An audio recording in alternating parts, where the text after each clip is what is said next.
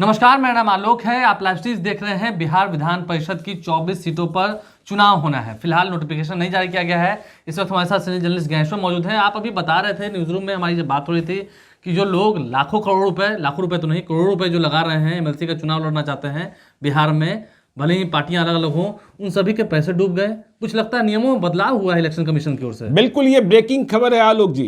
और यह खबर जो है बिहार विधान परिषद के चुनाव की तैयारी कर रहे 24 क्षेत्रों में।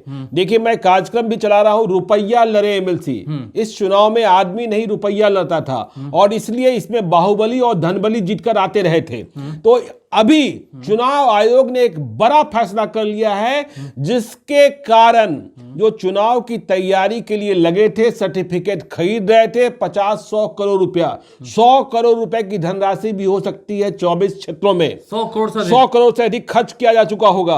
वह रुपया आज की तारीख में डूब गया सरकार के इस फैसले से ही। यह बड़ा झटका है उन बाहुबलियों को, धनबलियों को, और जो हम कहते रहे कि रुपया लड़े एमएलसी। तो देखिए, अब परेशानी होने वाली है, और यह खबर ब्रेकिंग है। देखिए होता क्या था, और समझिए क्या चल रहा था कि 2009 से, देखिए 2003 में पहला चुनाव हुआ, तब यह रिवाज कम आया था, लेकिन 2009 में रिवाज क्या आ गया, सर्टिफिकेट ही खरीद लो। देखिए, स्थानीय प्राधिकार का चुनाव है, पंचायत के त्रिस्तरीय प्राधिकार का चुनाव है, वे ही मतदाता होते हैं, चाहे वो वार्ड कमेटी के मेंबर हो, चाहे पंचायत समिति के सदस्य हो, चाहे मुखिया हो, या जिला परिषद हो, या वार्ड काउंसलर हो। तो अब तक परंपरा यह थी कि इसमें पैसे वाले लोग चुनाव लड़ने के लिए आते थे। जो 2015 में चुनाव हुआ, उसमें कहा जाता था कि 5 करोड़ से 7 करोड़ रुपए खर्च किए गए थे कई क्षेत्रों में। और अभी जब हम चर्चा कर रहे थे रुपया लड़े एमएलसी, तो औरंगाबाद के बारे में कहा जा रहा था कि बजट जो है 15 करोड़ से अधिक बढ़ सकता है, और कई ऐसे क्षेत्रों में। तो देखिए, इन खबरों पर चुनाव आयोग की भी नजर थी। तो होता यह था कि लोग क्या करते थे कि टिकट या चुनाव के पहले ही ये जो पंचायतों के चुनाव जीत कर आए जो मतदाता हैं, उनका सर्टिफिकेट अपने पास रख लेते थे, और इसी सर्टिफिकेट के बूते इन्हें वोट देना होता था। तो जितना सर्टिफिकेट उतना वोट मेरा, बगैर सर्टिफिकेट के तो वोट दे नहीं सकते थे।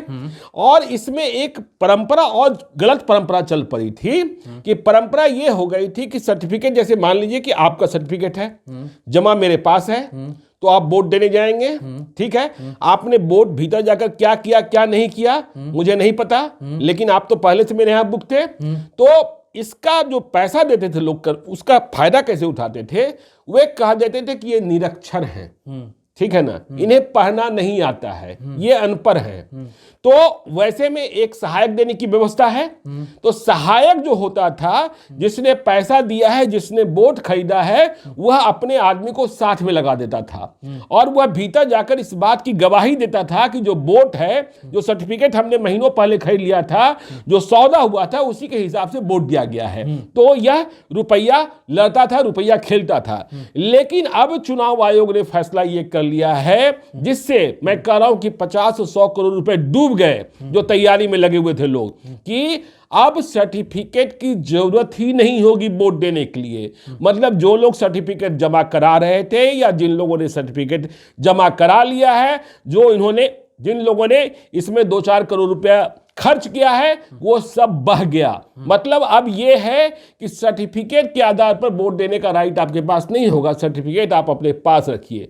अब जिला निर्वाचन प्राधिकारी के हाथ से उनके आईडीज बन रहे हैं, और उसी आईडी के आधार पर आप वोट देने जाएंगे, अकेले जाएंगे। देखिए, अब उस पर आ रहे हैं हम, ठीक है ना। तो आप एक नया आईडी बन रहा है, सर्टिफिकेट यदि आपने जमा कर भी लिया है तो कोई फर्क नहीं पड़ता। अब जो मेरा पास जो वोट आईडी है, उसी वोटर आईडी है, उसी पर हम वोट देने जाएंगे। तो देखिए, अब एक डबल लफड़ा आ गया, सर्टिफिकेट गॉन हो गया, सर्टिफिकेट का कोई महत्व नहीं रहा, सर्टिफिकेट जमा कराना बेकार चला गया। अब जो देखिए व्यवस्था क्या की गई, जो बहुत आसान तरीके से आप कह देते थे कि मैं निरक्षर, मुझे सहायक चाहिए। और सहायक कौन होता था, आप चुनाव लड़ रहे हैं, आपने मुझे पैसा दिया हुआ है, आप अपना आदमी लगा देते थे कि जाके निगरानी करो, हाँ निगरानी करो कि ये वोट हमको दिए कि नहीं दिए। तो अब आयोग ने यह फैसला किया है कि आपको इस तरीके से निरक्षर नहीं माना जाएगा। आपने पंचायत चुनाव लड़ते वक्त जो शपथ पत्र दायर किया है, यदि उसमें आपने यह लिखा है कि आप साक्षर हैं, आप पढ़ सकते हैं, आप अंगूठा छाप नहीं हैं, तो आपको कोई सहायक नहीं मिलेगा। देखिए बड़ा झटका हाँ, लग गया तो है। सहायक देने की व्यवस्था खत्म कर दी गई है कि आज आप मतलब इसलिए कि गवाही रखनी है एक, आप निरक्षर बन जा रहे हैं, तो अब आपको निरक्षर, यदि आपने पंचायत चुनाव में, यदि आपने वार्ड काउंसिलर के चुनाव में, यदि आपने जिला परिषद के चुनाव में यह लिखा था कि हम अंगूठा छाप हैं, हमको पढ़ने नहीं आता है, तब भले मिल जाएगा। लेकिन ऐसी संख्या, देखिए जब लोग चुनाव लड़ते हैं तो अपने को अंगूठा छाप नहीं दिखाना चाहते हैं। हाँ, क्योंकि अब तो पंचायत चुनाव हो चुके हैं। हाँ, तो जिन्होंने जो शपथ पत्र दायर किया था, तो ये बड़ा झटका। और अब देखिए चुनावी गणित बिल्कुल एक नए तरीके से सामने आएगा और चुनाव की एक नई रणनीति तैयार करनी होगी। और सारे देखिए 24 क्षेत्रों में आप देख रहे थे, जहां जहां से उम्मीदवार आ रहे थे, विभिन्न पार्टियां, पहले ही बात की जाती थी कि ठीक है आप चुनाव लड़ना चाहते हैं, क्या आप इतना पैसा खर्च कर पाएंगे? 5 करोड़ से कम खर्च वाले को तो खोजा ही नहीं जा रहा था। पैसे का ही खेल था। पैसे का ही खेल था।